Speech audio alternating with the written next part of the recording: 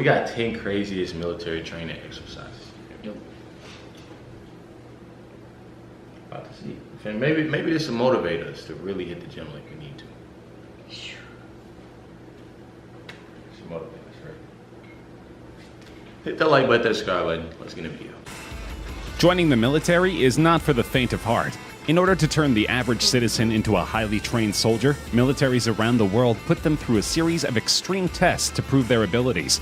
But many of these tests are truly intimidating. From juggling grenades to jumping out of buildings, we are looking at the craziest known military exercises. In 2012, a video surfaced of the Chinese military taking part in one of the most mind-boggling military exercises imaginable. The video, which was leaked from state CCTV, shows a group of People's Army soldiers testing fate with a live grenade. You may be familiar with the exercise. It's the equivalent of hot potato, where participants will pass around a potato or some other random object until the music stops, and the person in possession of said object is eliminated from the game. It's kind of like that, although the unfortunate soldier in this game runs the risk of actually being eliminated by a live hand grenade. Thankfully, it is the job of the soldiers to dispose of the grenade into a large hole just before it detonates. One can only imagine that it's the ultimate test of a soldier's ability to cope under pressure. In the video, no one is injured. In the video, no one is in. Of course not. But what about if it's not a video? Yeah. If this is a frequent exercise, it's inevitable that someone will be hurt, or worse, in a matter of time. It is designed to turn the merely tough into the super tough. The Royal Marines' much-feared mud run is the toughest part of a 32-week training course said to turn civilians into commandos. You can see why even the strongest recruits dread it. Exhausted, demoralized, and covered in foul-smelling sludge from head to toe, these Royal Marine recruits hope one day to wear the coveted green beret, marking them out as the elite of Britain's fighting forces. The men need to call upon reserves, both mental and physical, that they didn't know they had, simply to get through the grueling ordeal. Captain Ben Chappell, who oversees physical training at the Royal Marines Commando Training Center in Limestone, Devon, said, "The mud run is about instilling a Royal Marine state of mind. The recruits spend up to 45 minutes in the mud that is so thick they can barely run, doing exercises and games, and it is so difficult that getting through it really builds team spirit. We're not just looking for physical strength, but mental resilience as well, and the team cohesion that comes from getting through the hardship together. This strength and cohesion forms parts of the Royal Marines DNA." He said the recruits would not necessarily know when the run was coming up, saying it's all about dislocation of expectation. Nope. There was an argument about whether some people are genetically wired to handle colder temperatures, or whether one must build stamina for lower temperatures by training in colder environments. The US Navy SEALs put this to the test in a very palpable way. They do this through surf torture, also called cold water conditioning. The water temperatures usually hover around 65 degrees Fahrenheit and never go above 68 degrees Fahrenheit. From there, trainees may be ordered to do some calisthenics or run a mile and a half down the beach in their wet clothes and boots. Then they're ordered back into the surf. Many drills also require that teams carry their rubber boots over their heads as they run from one task to another. Even if the water is 90 degrees, your core temperatures will very slowly start to drop from its normal level of 98.6 degrees. The hours-long drill tests the personal resolve of all those involved and proves to superior officers who is most fit for war. Bro, I never drink water again, bro. The Russian military isn't known for having a gentle touch, so it should come as no surprise that their counterterrorism operations training is really tough. But just how tough is borderline insane?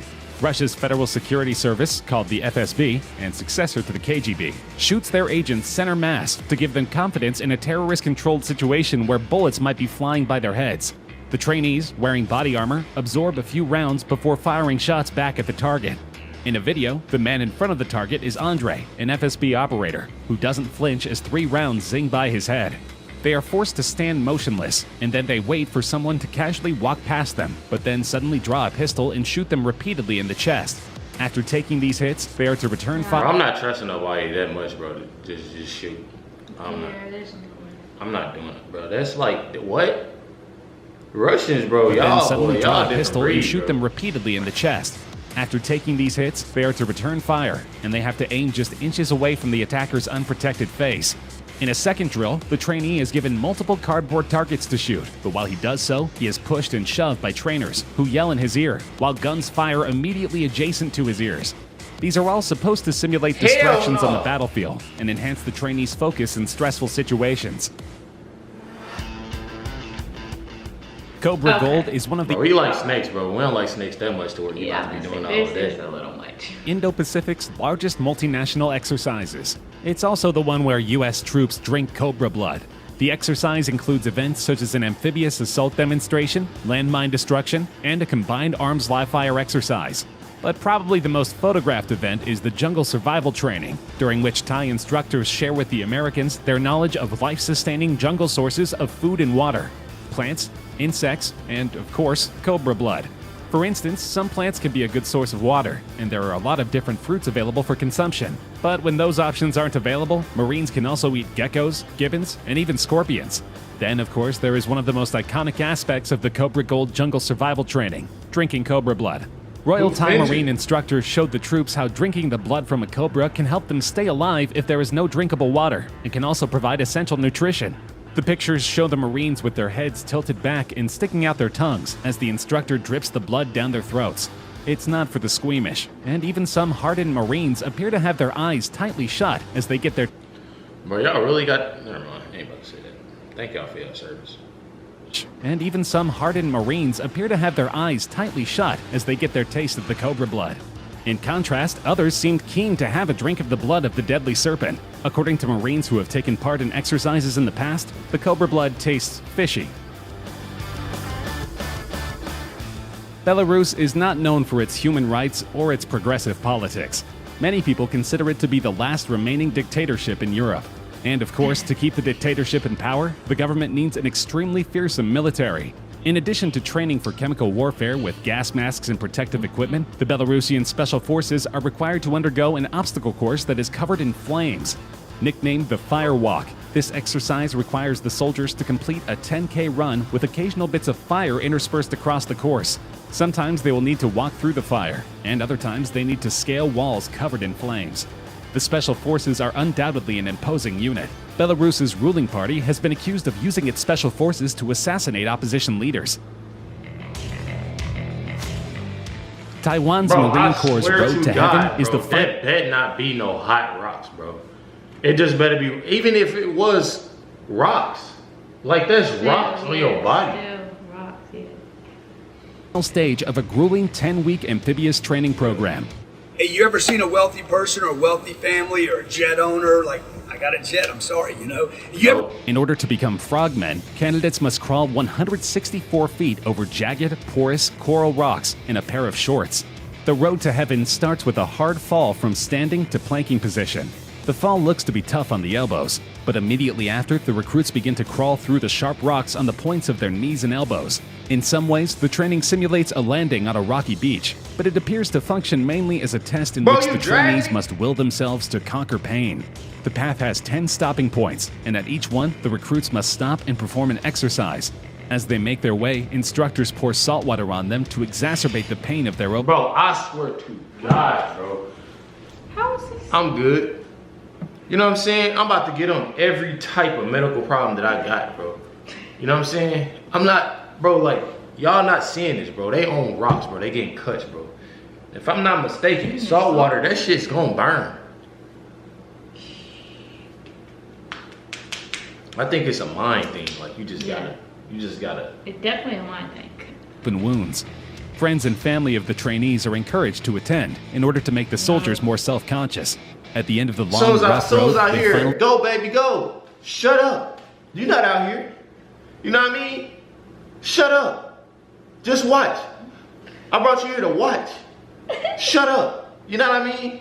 Hell earned their no. place among the most elite soldiers in Taiwan. Oh, shit. Back in 2012, 2 videos surfaced on the internet. The first showed Chinese soldiers breaking bricks with their heads for training. The second one similarly showed the South Korean army breaking concrete with their heads.